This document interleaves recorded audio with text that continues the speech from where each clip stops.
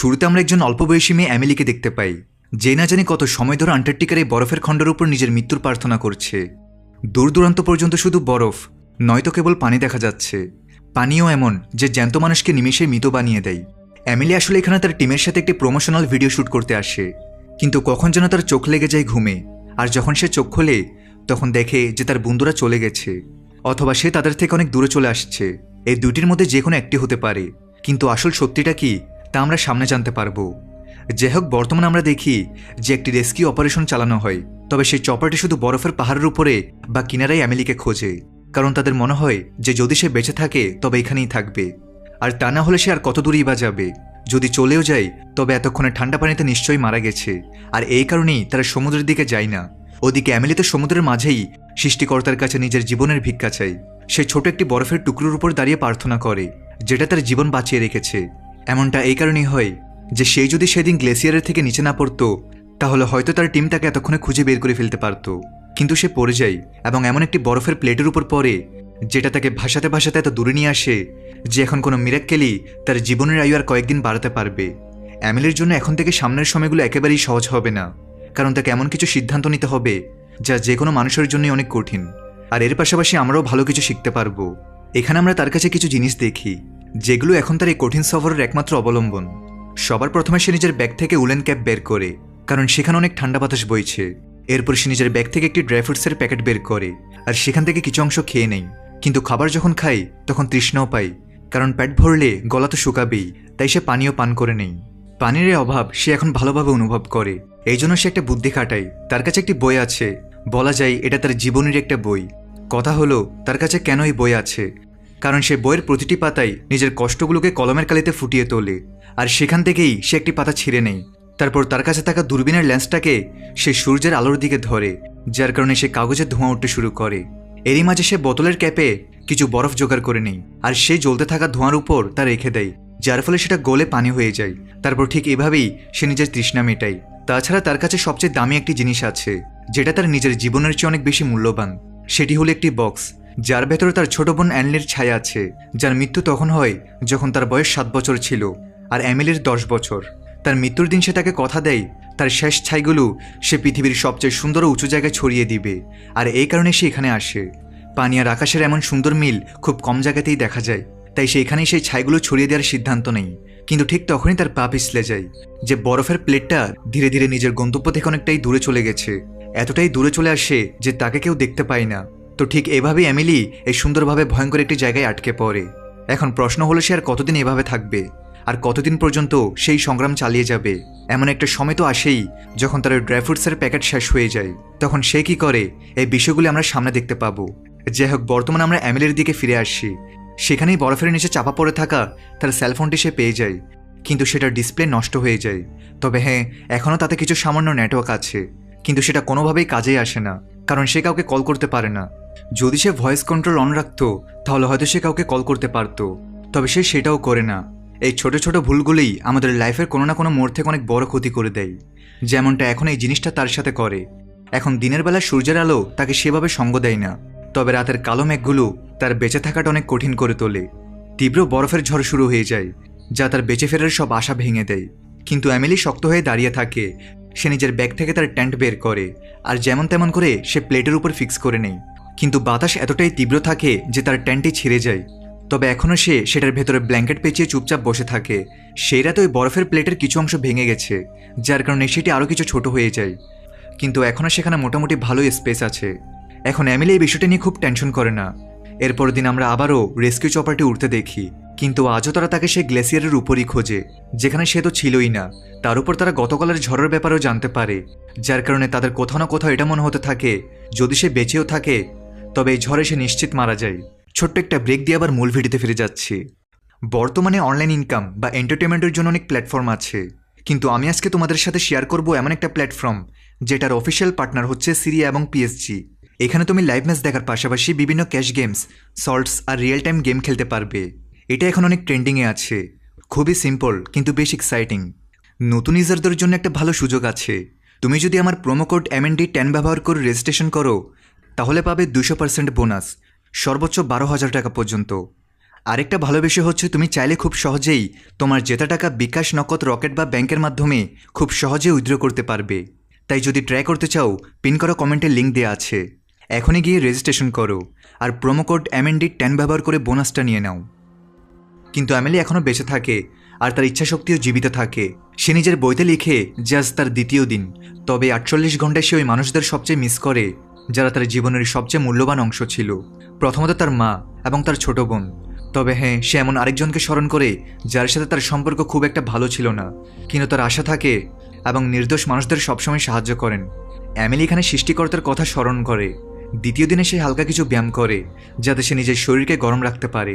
খাবারের জন্য সে ওই ড্রাই ফ্রুটসগুলোই খায়, কিন্তু বেশি দিন সেগুলো খেতে পারে না, তা না হলে সেগুলো শেষ হয়ে যায়।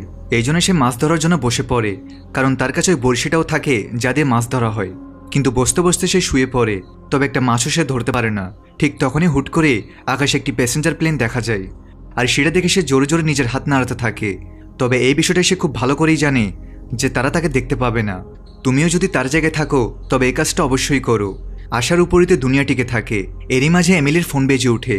সে দ্রুত দৌড়ে ভেতরে যায়, গিয়ে দেখে যে এটিতে কোনো এসি বিক্রির লোকের ফোন থাকে, যে তাকে বলে যে গরম অনেক বেশি বেড়ে গেছে, তাই তোমার এখন একটি নতুন এসি কিনে নেওয়া উচিত। এখানকার লজিকটা একটু বুঝো। -38 ডিগ্রি তাপমাত্রায় তুমি যদি অ্যামেলির মতো এমন অবস্থায় থাকো, আর সেই সময় তোমার কাছে একটি কল আসে যা তোমার আশার আলো হতে পারে, কিন্তু সেই লোকটা যখন তোমাকে এসি বিক্রি করার কথা বলে তখন কতটা রাগ হয়। যাই হোক, এখন অ্যামেলি তাকে বোঝায় যে সে এখন অ্যান্টার্কটিকার একটি স্নো প্লেটের উপরে আছে আর সে খুব বাজেভাবে আটকে পড়ে। দয়া করে সে যেন তাকে সাহায্য করে। আর এটা শুনে সেই ছেলেটা বলে যে আমি তো মানুষের অনেক রকম বাহানা শুনি, কিন্তু এটা তো একদম দারুণ, একেবারে ফ্রেশ বাহানা। সেটা বলেই ফোন কেটে দেয়। এর সাথে সাথে অ্যামেলির আশাও ভেঙে যায়। সে এমনটা নয় যে অনেক চেষ্টা করে, তাকে অনেক বোঝায় যে তার জীবনও চলে যেতে পারে, কিন্তু সেই ছেলেটি কোনো কথাই মানতে রাজি না। আজ প্রথমবারের মতো আমরা তার চোখে মৃত্যুর ভয় দেখি, কারণ তার সেই প্লেটের আরও দুটো টুকরো ভেঙে ভেসে যায়। আর এমনটা হওয়ার কারণ হচ্ছে যে রাতে ঝড় আসে এবং সমুদ্রের ঢেউ অনেক তীব্র হয়ে যায়। সেটার ধাক্কাতেই তার প্লেটটি, যা তার জীবনের শেষ সম্বল ছিল, সেটাতেও ফাটল ধরে যায়। অ্যামেলি সেখানে একদম হতাশ হয়ে বসে পড়ে। বসে থাকতে থাকতে কখন যে সকাল থেকে রাত হয়ে যায় সেটা সে টেরও পায় না। আজকে রাত সে ওই টেন্টের ভেতরেই কাটায়। সে ওই ছিঁড়ে যাওয়া অংশটুকু সেলাই করে নেই, যার ফলে আজকে রাতে তার খুব একটা সমস্যা হয় না। তবে হ্যাঁ, নিচ থেকে একটা আওয়াজ বারবার আসে যা তাকে অনেক বেশি ভয় দেখায়, কিন্তু সে সেদিকে খুব একটা মনোযোগ দেয় না। আজ তার তৃতীয় দিন। এখানে এখনও পর্যন্ত সে কোনো আশাই দেখতে পায় না যা তাকে এক মুহূর্তের জন্য আনন্দ দিবে। রাতে সে নিজের টেন্টের বাইরে একটি টর্চ অন করে গেঁথে রাখে, যাতে সেখান দিয়ে কেউ গেলে তাকে দেখতে পায়, কিন্তু এতে কোনো লাভই হয় না। পুরো রাত তার ভাবনায় কেবল তার ছোট বোনই আসতে থাকে। সে তাকে অনেক প্রমিস করেছিল, যা এখন সে ভেঙে যেতে দেখে। তবে যখনই সকাল হয় তখন তার সামনে একটি কার্গো জাহাজ দেখা যায়। সে জলদি নিজের আয়না বের করে আর সেটার দিকে আলো ফেলে সিগন্যাল দেওয়ার চেষ্টা করতে থাকে। তার এই আইডিয়াটা কাজে লেগে যায়। সেখানে এমন একজন মানুষ থাকে যে তাকে দেখে ফেলে। সেই জাহাজটিকে এইদিকে ঘুরিয়ে নেয়, আর সেটা দেখে অ্যামেলি অনেক খুশি হয়। কিন্তু সে জলদি ভেতরে আসে এবং তার ছড়ানো ছিটানো জিনিসপত্রগুলো প্যাক করা শুরু করে, কারণ সে এখন নিজের বাড়ি ফেরার পথ দেখতে পায়। তবে তার এই আনন্দ মাত্র কিছু মুহূর্তেরই থাকে। যখন সে জিনিসপত্র নিয়ে বাইরে আসে তখন দেখে যে সেই জাহাজটি সেখান থেকে চলে গেছে, কারণ সেখানে কোনো জাহাজে ছিল না। এটা শুধু তার মনের ভুল ছিল, আর কিছুই না। জি হ্যাঁ, এখন অ্যামেলির হ্যালুসিনেশন হতে শুরু করে। এটি একটি দুর্বল ও ক্লান্ত শরীরের লক্ষণ। এখন শুধু এটাই আশা যে এমন অবস্থায় সে যে কোনো ভুল সিদ্ধান্ত না নেয়। নিজের এই অবস্থা দেখে সে এতটাই হতাশ হয়ে পড়ে যে রাগের মাথায় সেখানে একটি ছোট জাম্প করে, যার ফলে যেটা হয় তা হলো সেই ফাটল ধরা প্লেটটি ভেঙে যায়। আর তারপর সেটাই ঘটে যার ভয় আমাদের সবচেয়ে বেশি থাকে। অ্যামেলি সেই ঠান্ডা পানির গভীরে তলিয়ে যায়। যেভাবে সে নিচের দিকে যেতে থাকে তখন তার ছোট বোনের বলা প্রতিটি কথা মনে পড়তে থাকে, যা তাকে ডুবে যাওয়া থেকে আটকায়। তাছাড়া সে প্রমিসে তো করে যে তার ছাইগুলো সে ছড়ায়, তাহলে সেটা না করে সে কিভাবে মরতে পারে। যেমন তেমন করে সে উপরে উঠে আসে, তবে আগে তো শুধু ঠান্ডাই থাকে। তবে এখন তো তার পুরো শরীর পানিতে ভিজে গেছে। এমন অবস্থায় তার কাছে শুধু একটাই উপায় থাকে, যত দ্রুত সম্ভব এই ভেজা কাপড়গুলো খুলে ফেলা আর নিজেকে সে গরম ব্ল্যাঙ্কেটে পেঁচিয়ে নেয়া। কাঁপতে কাঁপতে অ্যামেলি ঠিক এটাই করে, কিন্তু তার অবস্থা এখন আরও খারাপ হতে থাকে। ঠিক তখনই বাহির থেকে সে কিছু আওয়াজ শুনতে পায়। যখন সে টেন্টের বাইরে আসে তখন সে দেখে যে ওদিকে একটি ছোট পোলার বিয়ারের বাচ্চা দেখা যায়, যেটা আসলে তারই মতো সেম অবস্থায় থাকে। অ্যামেলি মানবতা দেখিয়ে সেদিকে কিছু ড্রাই ফ্রুটস ছুঁড়ে দেয়, যার ফলে সেটি খুশি হয়ে খেতে শুরু করে। তবে তখনই সে দূরবীন দিয়ে দেখে যে তার মা এদিকেই আসে, তাই সে জলদি করে টেন্টে গিয়ে লুকিয়ে পড়ে। কিন্তু সে ততক্ষণে চলে আসে। সে অনেকবার তার টেন্টের উপর হাত পা মারে, আর ভেতরে বসে থাকে এমিলি একটুও শব্দ করে না। সে চুপচাপ বসে থাকে, কারণ সে জানে যে যদি সে একটুও নড়াচড়া করে তবে সে মারা যাবে। কিছুক্ষণ পর যখন সে বুঝতে পারে যে এখন সে চলে গেছে, তখন সে বাহিরে এসে দেখে যে তার সেই স্নো প্লেট আগের চেয়ে আরেকটু ছোট হয়ে গেছে। তার আশা এখন ভেঙে যেতে দেখা যায়। কিন্তু ঠিক তখনই আকাশের উপর নর্দার্ন লাইটসগুলো দেখতে পাওয়া যায়, যা দেখতে অনেক বেশি সুন্দর লাগে। এই দৃশ্যটি দেখার পর সে নিজেও মুগ্ধ হয়ে যায়। এই জন্য সে তার স্নো ডাইভিং স্যুট পরে নেয় আর সেখানে পারফর্ম করতে শুরু করে। পারফর্ম করতে করতে সে তার ছোট বোনের ছাইগুলো সেখানেই ছড়িয়ে দেয়। তাকে একটি শেষ বিদায় জানায়।